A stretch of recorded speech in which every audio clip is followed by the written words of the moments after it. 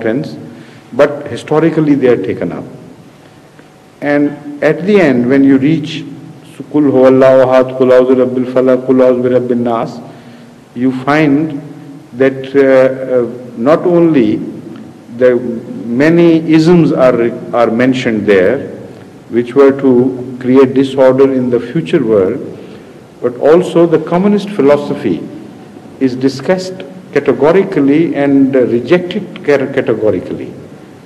And the way they would play havoc with the world and what seeds of discontent and dissatisfaction they would sow in the minds of the people and how they will go about it, and capitalism and their war with leftist society, all that has been mentioned in the end surahs.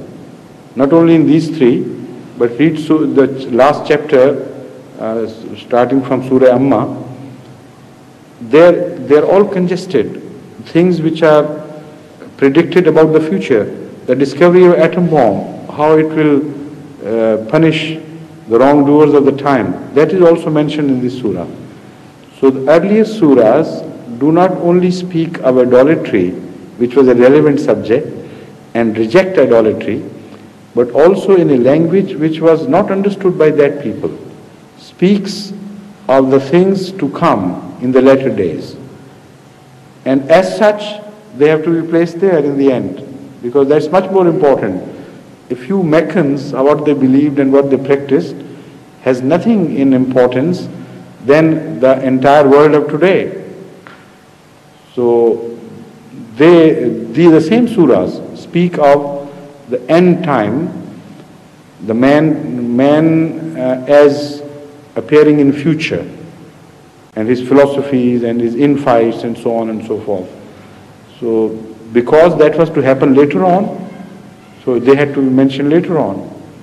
So the order is chronological, starting from Adam, or the beginning of religion, starting from God and his concept and revelation and things. Then Adam is mentioned, then earlier prophets are mentioned, and how people treated them. So it's a beautiful continuous story of things as they happened. So this order could not be kept. If the order of revelation was to be maintained, then the entire beautiful order of subject and things would disappear.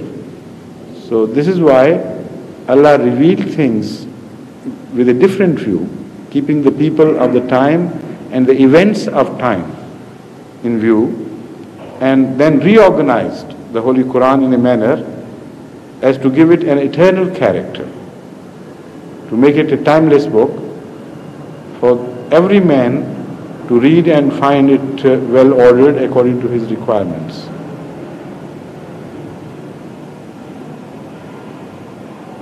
So now this is your turn.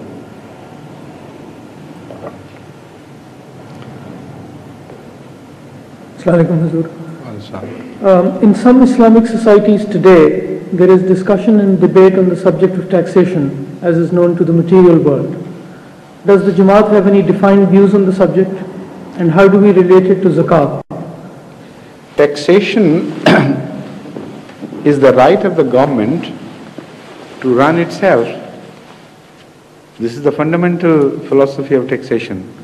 The government has some responsibilities to discharge and creates order and looks, theoretically, not that actually governments do that, but theoretically they are supposed to dispense justice and see that rights are kept and looked after, and one group of people with certain rights does not interfere with another group of people with certain rights, or the community having certain rights does not interfere with individual rights, and so on and so forth.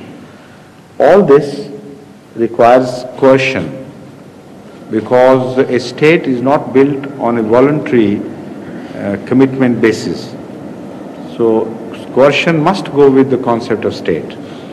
And for coercion you have to have a police, you have to have an army to defend the state against other philosophies and other groups and other countries, geographical divisions and so on. So that is also an expenditure. Then dispensation of justice requires an organization. You have to have expenditure there. Then the common weal is to be looked after. The community has certain rights as such, and they should be served by the community, and the government is representative of the community. So the taxation system is a direct result of a state. You can't consider a state without taxation. And because the different states require different things and they are situated at different levels of development, so taxation of state cannot be defined to suit every state. So no definition can be given for any taxation which would suit the requirements of every state, because it all depends on how much responsibility a state has taken on its shoulders. Islam defines certain fundamental responsibilities. Those responsibilities, if met by the income of zakat, then it's well and good.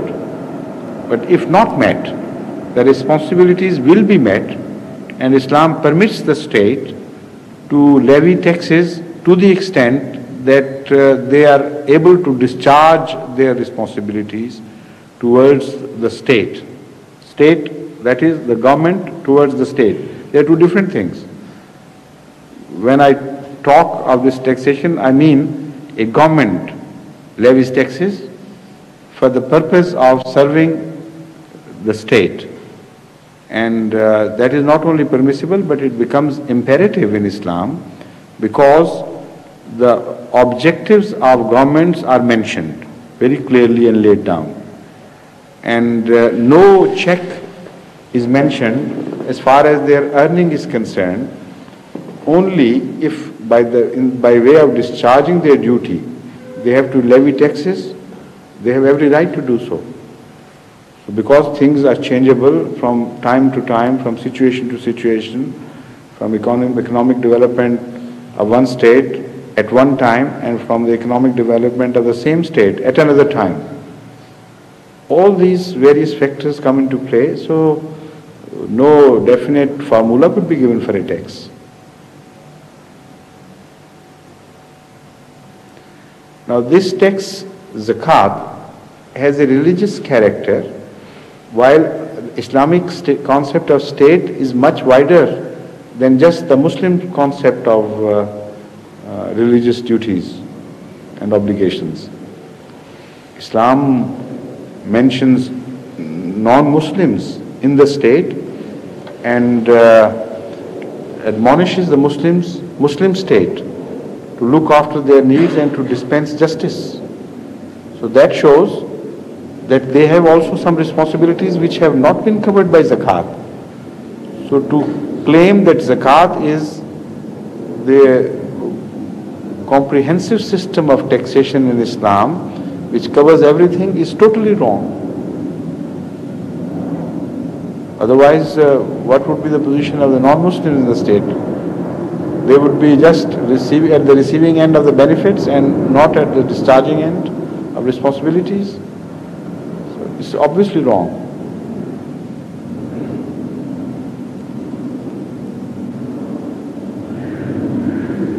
Any other question? We have yet time. Or shall you say an early prayer? Now, in fact, the time of the prayer has to be changed a little bit. I am hesitant to bring the time of Maghrib earlier because of the difficulty people save from coming from offices and going to the houses and then having a little siesta and then coming to the mosque. It requires some time. And but unfortunately, it cannot be deferred for long. And now the time difference between the sunset and the Maghrib prayer, as we have set it, is quite huge. Huh? Almost 45. And this is beyond the permission level. So I think we better start saying the Maghrib prayer. What time? Will it be 6:30? 6:30, and then it will give us some time will it be very difficult for